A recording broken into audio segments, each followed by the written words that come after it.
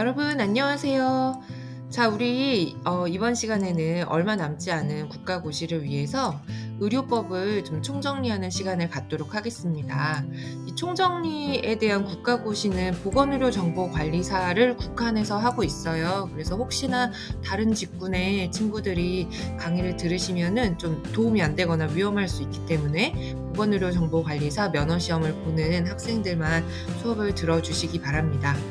자, 보건의료정보관리사 국가고시 국시원에서 2025년에 우리 이렇게 시험 내겠다라고 해서 의료법에서 5개의 기준을 제시를 했습니다.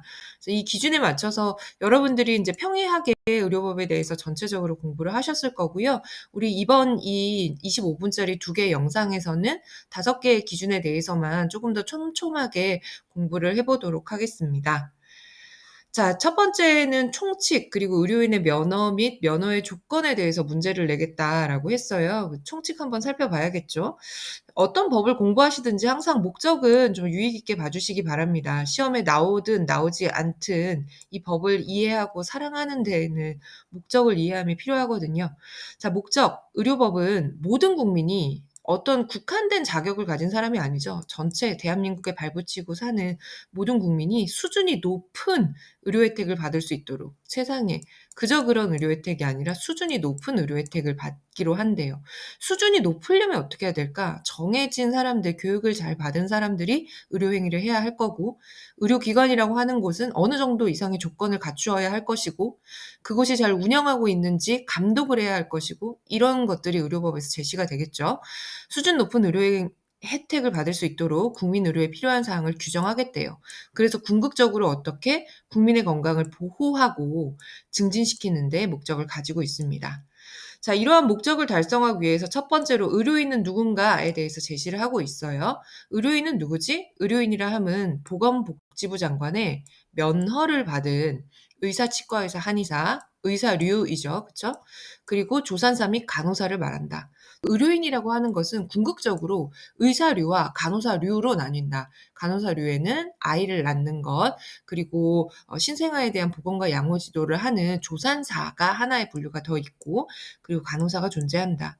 뭐 더 이상 국가고시에 다음 중 의료인으로 옳지 않은 것은 그래서 뭐 약사 뭐 이런 문제 나오지 않겠죠. 그쵸? 어쨌든 이렇게 의료인이라고 하는 것은 5가지 종류, 5종이 있다. 의사류와 간호사류이다. 이 정도만 기억을 해 주십시오.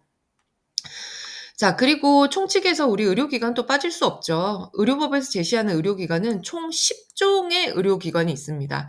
여기서 10종이라는 것을 알아야 한다 하는 것은 나중에 국민건강보험법에 대해서 이야기를 할 때 이 국민건강보험법에서 국민건강보험에 의해서 의료 수가를 산정할 수 있는 기관은 10종보다 조금 더 많아요. 그래서 뭐 10종이냐 14종이냐 이런 것들을 숫자가 나오는데 우선 의료법에 의한 의료기관은 10종이 있습니다. 자, 의료법에 의한 의료기관에서 의원급 의료기관은 3종이 있고요. 의원, 치과의원, 한의원이죠. 주로 외래 환자를 대상으로 의료 행위를 하는 곳.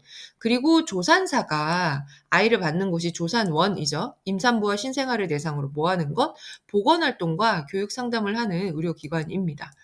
그리고 병원급 의료기관으로 6종이 분류되어 있어요. 6종. 병원, 치과병원, 한방병원, 요양병원, 정신병원, 그리고 종합병원까지 분류가 되어 있습니다. 자, 의료기관에서 우리가 주요하게 볼 것은 또 이것입니다. 병원은 무엇이고 종합병원은 무엇인가? 병상수를 기준으로 나누어지는데요. 의료법 제3조의 이 의료기관에서는 병원급 의료기관에 대해서 정의를 하고 있죠. 병원, 치과병원, 한방병원, 요양병원은 30개 이상의 병상을 가지고 있는 곳이다. 조금 더 깊게 설명을 하자면 이 30개 이상의 병상이라고 하는 곳은 환자가 누워서 치료받는 곳을 이야기하는 것. 그러니까 환자가 누워서 어 입원 치료를 받는 것을 이야기를 하는 거죠. 그러니까 숙박 시설로 이야기하면 하나의 방을 이야기하는 것이죠. 이건 병원, 한방병원, 요양병원 같은 경우에는 그 환자가 누워서 숙박을 하는 그 병상을 이야기하고요. 치과병원은 여기에서 제외가 됩니다. 환자가 치료받는 치과 유니트 있죠. 입 벌리는 그 유닛까지도 병상으로 같이 포함을 시켜요. 복잡하게 공부하지 마시고 우선 병원이라고 하는 곳은 30개 이상의 환자를 눕혀 놓을 만한 침대가 있어야 된다로만 우선 기억을 해 주십시오. 자, 그리고 종합병원 같은 경우에는 사이즈가 더 커지겠죠. 종합병원은 기본은 100개 이상의 병상을 갖추는 것을 기본 요건으로 하고 있습니다.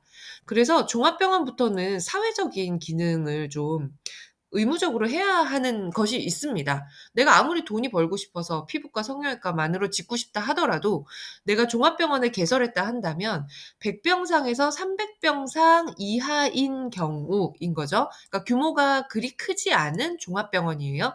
이 경우에는 7 개의 필수 진료 과목을 갖추도록 하고 있습니다. 필수 진료 과목 갖추는 거 여러분 중간고사에서 시험 많이 보셨을 거고요. 그리고 국가고시에서도 잘 나오는 문제입니다.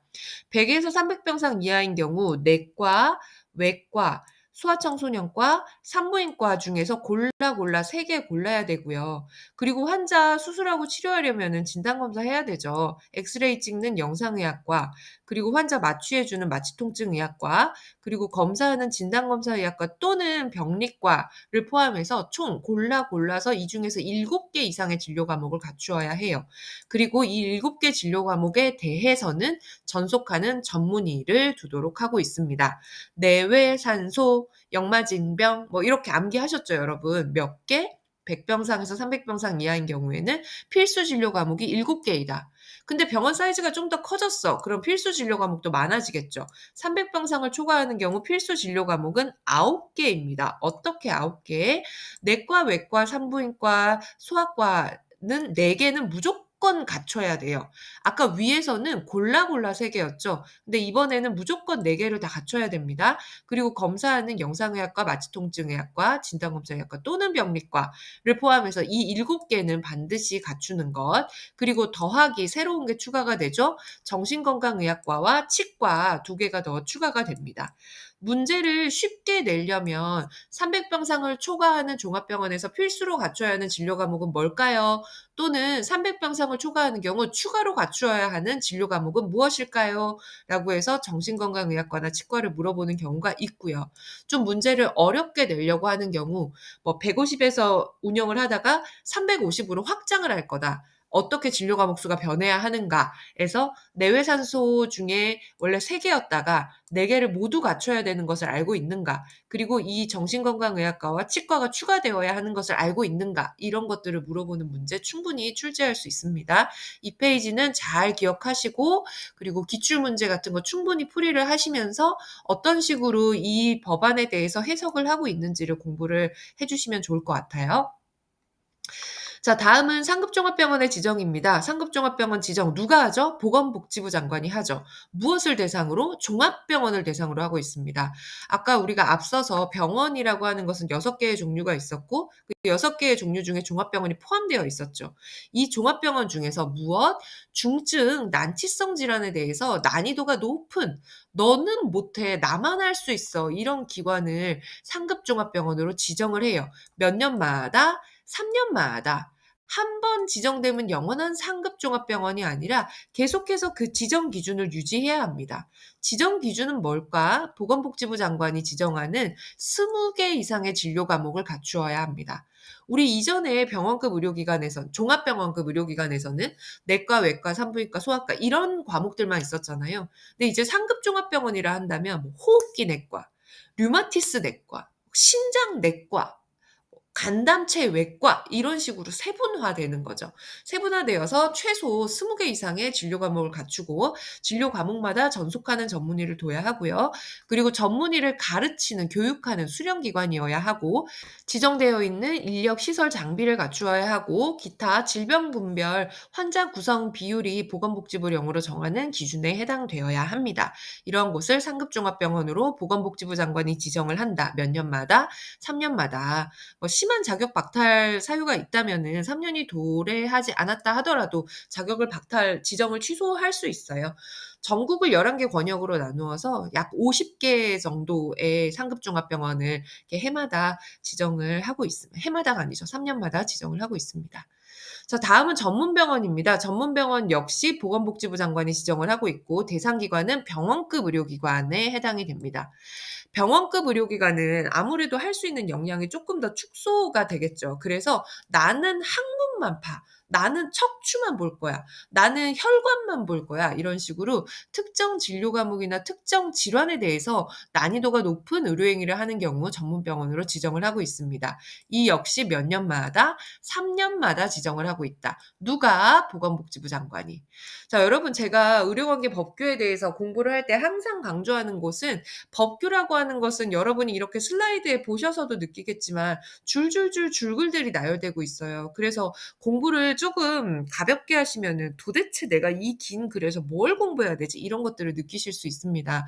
법규 공부하실 때 지금이라도 법규에서는 주된 명사 그리고 숫자들을 중심으로 공부를 해 주셔야 돼요. 명사나 숫자라는 게 뭘까? 명사라고 하는 것은 여기에서는 전문병원이라는 존재, 보건복지부 장관이라는 것, 그리고 병원급 의료기관, 뭐 특정 진료 과목 이런 것들이 주요 키워드인 명사가 되겠죠. 그리고 숫자를 유심히 보셔라. 어떤 숫자? 3 년마다의 3 년 이런 것들을 유심히 보시고 암기를 하셔야 돼요.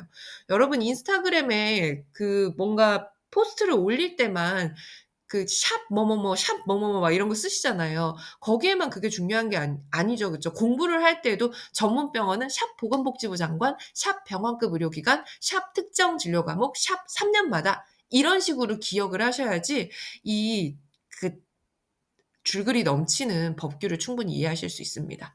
자, 그래서 총칙은 여기까지 살펴봤고요. 이번에는 총칙과 의료인 면허 및 면허의 조건에 대해서도 이야기를 하겠대요. 면허 및 면허의 조건. 일단 의료법 제4 조의 3 에서 면허 빌려주지 말래요. 열심히 공부해 가지고 땄는데 왜 다른 사람 빌려줘? 면허를 다른 사람 빌려주거나 다른 사람 빌려주라고 알선하거나 다른 사람한테 면허를 빌린 경우 의료법에서 5년 이하의 징역 또는 5천만 원 이하의 벌금에 처하겠다라고 이야기를 하고 있습니다. 자, 하지만 의료법에서 그 벌칙에 대해서는 문제를 출제하지 않겠다라고 했어요. 믿어보죠 뭐. 빌려주면 안 되는데 일단 출제하지 않겠다라고 했습니다. 자, 면허 어떻게 누가 딸 수 있는가? 제5 조 의사, 치과의사 및 한의사 면허, 그리고 뒤에 뭐 간호사 면허도 나오겠지만요. 이 면허는 인증된 기관에서 고등교육법에 따른 대학을 졸업하고 학위를 받은 자가 면허 시험을 볼 수 있다라고 되어 있고요. 의사, 치과의사, 한의사에 대해서는 전문대학원에서도 함께 논의를 하고 있습니다. 그리고 외국의 일정한 기관에서 교육을 받고 면허를 받은 자로서 예비 시험을 치러서 예비 시험에 합격한 자의 경우에도 국내에서 면허 활동을 할 수 있도록 면허를 부여하고 있습니다. 이건 크게 중요하진 않은 것 같아요. 자, 조산사 면허인 경우 조산사 앞서서도 말씀을 드렸었죠. 국내에서 간호사 면허를 가지고 일정 기간 수습 기간을 받은 자, 그리고 외국의 조산사 면허를 받은 자인 경우 국내에서 조산사로 활동을 할 수 있습니다. 중요한 건 이런 거겠죠. 면허의 조건들, 면허의 결격 사유, 누가 면허자가 될 수 없는가. 자, 여기 빨간, 검정색으로 표기를 해 놓은 진한 부분은 좀 비교적 최근에 변경된 의료법입니다. 그래서 요 아래 내용은 유심히 기억을 해 두시고요. 자, 위에 1, 2, 3 항도 한번 보겠습니다. 의료법 제8 조의 1 항에서는 다음 해자는 의료인이 될 수 없다라고 해서 정신질환자를 의료인이 될 수 없다라고 했어요. 근데 우울증 환자도 정신질환자인데 ADHD 환자도 정신질환자인데 의료인이 될 수 없을까? 그러지 않겠죠. 그래서 다만이라는 항목이 잘 나옵니다. 전문의가 의료인으로서 적합하다고 인정한 사람은 의료인이 될 수 있습니다. 그래서 모든 정신질환자 이렇게 나오면 당연히 틀린 복이겠죠. 전문의가 의료인으로서 적합하다고 인정한 경우 정신질환자이다 할지라도 의료인이 될 수 있다. 자, 그리고 2번은 마약, 대마, 향정신성 의약품 중독자입니다. 중독자였는데 마약의 치료가 완전하게 끝났다라고 한다면 의료인이 될 수 있겠죠. 그리고 치료적 목적으로 마약을 사용하는 사람 의료인이 될 수 있겠죠. 그쵸? 그리고 피성년 후견인, 피한정 후견인 자기 인생도 주체가 안 되는데 어떻게 남의 인생을 돌보겠습니까? 의료인 안 되고요. 자, 그리고 4, 5, 6번 좀 복잡하지만 잘 기억을 해 두십시오. 앞서 말씀드린 것처럼 한 5년 정도가 지난 변경된 법안에 대해서는 출제자들이 너무 출제를 하고 싶어 합니다. 변경된 지 1, 2년 된 거는 얼마 안 돼 가지고 출제를 하기가 좀 꺼려져요. 출제를 하지 않는데 바뀐 지 한 5년 이상 된 법들은 너무 출제하고 싶어요. 지금 막 내가 출제자면 출제 너무 하고 싶어. 읽어 볼게요. 금고 이상의 실형을 선고받고 그 집행이 끝나거나 집행을 받지 아니하기로 확정된 후 5 년이 지나지 아니한 자입니다. 금고 이상의 혈행은 실형은 굉장히 심각한 거예요. 요거 집행이 끝나거나 집행을 받지 아니하기로 확정된 후 5 년, 5 년, 5 년, 5년 기억해 주시고요. 자, 그리고 두 번째는 무엇이죠? 금고 이상의 집행유예를 선고받고 그 유예 기간이 지난 후 2 년이 지나지 아니한 자, 그리고 금고 이상의 형의 선고유예를 받고 그 유예 기간 중에 있는 자입니다.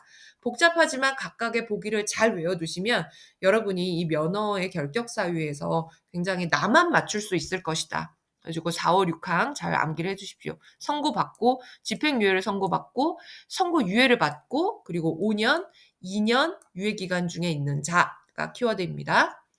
자, 다음 면허의 조건에서 국시 가볍게 보도록 할게요. 국시는 이왕이면은 보건의료정보관리사에서 그 의료기사 등에 관한 법률에서 출제를 할 겁니다. 출제자가 좀 자부심이 있다면요. 근데 뭐 그렇지 않더라도 그냥 넘기긴 그러니까. 자, 국시는 누가 매년 보건복지부 장관이 시행하도록 되어 있습니다. 보건복지부 장관 하는 일 너무 많아요. 그렇기 때문에 국시원에 이 모든 내용을 맡기고 있습니다. 국시원장이 어떤 내용들에 대해서 국가시험 등 국가시험 관리의 장이 보건복지부 장관의 승인을 받아서 언제 시험 볼지, 시험 일시, 시험 장소, 시험 과목, 응시원서 제출 기간, 그 밖에 시험 실시에 필요한 사항을 시험 실시 90일 전에 공지를 해야 합니다. 그리고 접수를 받아보고 시험 장소에 대해서 다시 정리를 해서 30일 전까지 공고하도록 되어 있습니다. 우리 국시가 언제죠? 25년 12월 5일이죠. 그쵸? 그럼 이제 11월 5일 정도가 되면은 여러분이 어디서 시험 볼지가 공지가 나겠죠. 그쵸? 자, 여러분 여기에서는 제가 무엇을 암기해 의료법에서는 어떤 걸 중심으로 명사를 중심으로 공부하라고 하셨죠. 국시를 보겠다라고 하는 주체자는 보건복지부 장관입니다. 근데 여러분들에게 시험 일시, 시험 장소에 대해서 공지해 주는 사람은 국가시험 및 관리기관의 장입니다. 국시원장이 이 내용에 대해서 공지를 해요.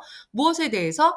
시험 일시, 시험 장소, 시험 과목, 응시 기간 및 제출 원서는 며칠 전? 90일 전. 숫자죠. 90일 기억하셔야 되고 시험 장소에 대해서는 다만 30일 전까지 공지할 수 있다라고 했어요. 이것도 과거에 잘 출제됐던 내용들입니다. 자, 그리고 응시 자격의 제한에서 컨닝했다. 일단 제가 컨닝 말하고 싶어서 컨닝 먼저 말했는데 결격 사유에 해당되면 당연히 국시에 응시할 수 없어요. 그쵸?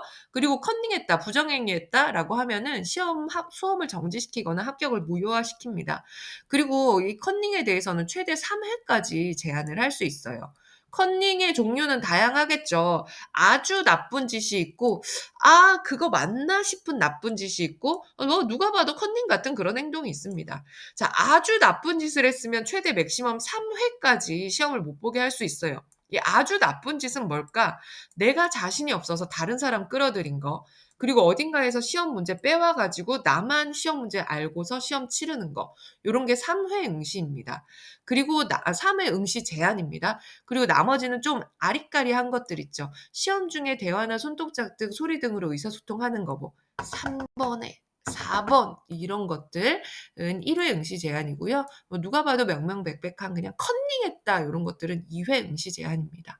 아주 까다롭게 낸다면 뭐 이 1 회, 2회, 3 회에 대해서도 출제를 할 수 있겠지만 지금 우리가 이 출제자가 총칙과 의료인 면허 및 면허의 조건에 대해서 내겠다 그랬잖아요. 그러면은 사실 이 면허에 대해서는 면허 자격이나 조건부 면허에 대해서 물어볼 확률이 좀 더 높아요. 조건부 면허가 뭔지 볼까요? 조건부 면허는 면허를 가질 자격이 아직 있지 않은데 지금 우리나라가 의료 위기 상황이 생겨 가지고 의대생 한 5 학년 정도한테 조건부 면허를 주는 요런 케이스들입니다. 누가 보건복지부 장관이 "외에 보건의료 시책에 지금 너무 필요해." 그래서 조건부 면허를 주는 거예요. 몇 년의 기간을 정해서 3년 이내의 기간을 정해서 어떤 식으로 특정 지역이나 보건의료 취약지나 특정 업무 국공립보건의료기관 등에서 지금 조건부로 면허 줄 테니까 2년 동안만 아직 너가 의사는 아니지만 이 보건의료 취약지에서 좀 의사 노릇을 쪼끔 해 봐. 이게 면허의 조건부 등록이에요. 누가? 보건복지부 장관이. 몇 년? 3년 이내의 기간을 정해서. 면허의 조건 잘 기억해 주십시오. 충분히 나올 수 있는 보기입니다. 자, 이런 내용들을 좀 이제 종합을 해서 제가 이제 예상 문제를 한번 내 봤어요. 근데 예상 문제는 최대한 어렵고 치졸하게 냈습니다. 국시는 당연히 이거보다는 쉽게 나올 거예요. 근데 여러분이 이 정도 문제를 풀 수 있다면 이 1 번의 문제는 풀 수 있으실 거다. 의료법상 의료인의 면허에 대한 설명으로 옳지 않은 것은 이 문제 풀어보고 싶으시다면 지금 잠깐 영상을 정지하시고 문제를 한번 풀어보세요. 전 진도를 나갈게요. 자, 조산사는 조산과 임산부에 대한 신생아 조산과 임산부와 신생아에 대한 의료와 보건지도 업무를 한다. 의사치과의사 한의사는 요양병원 개설할 수 있다. 금고 이상의 실형을 선고받고 그 집행을 받지 아니하기로 확정된 5년이 지나지 아니한 자는 의료인이 될 수 없다. 부정한 방법으로 의료인 국가고시에 응시한 경우 5회 범위에서 응시를 제한할 수 있다.